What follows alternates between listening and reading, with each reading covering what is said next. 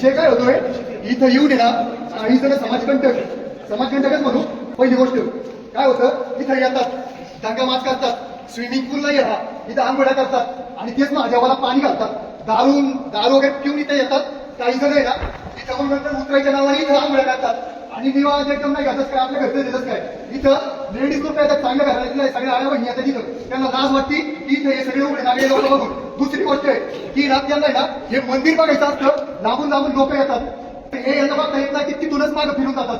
कशामुळे फिरून जातात, हे सगळे नागडे उघडे सगळे बघण्यासाठी येतात का? लाज वाटत महिलांना जरा समजून घ्या.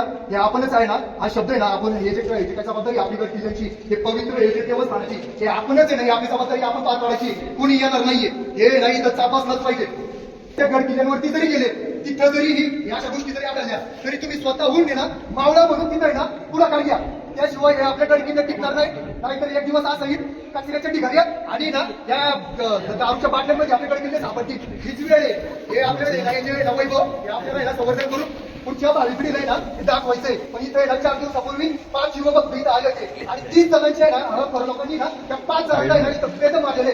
तर ही गोष्ट कुठे तरी थांबवायची आपल्याला, तर त्याच्यासाठीच ही गोष्ट आपण करतोय. तर सगळ्यांनी ना पुढाकार घ्या आणि हे आपले जेवढे आहे ना आपण वाचूया, बाकी काही नाहीये.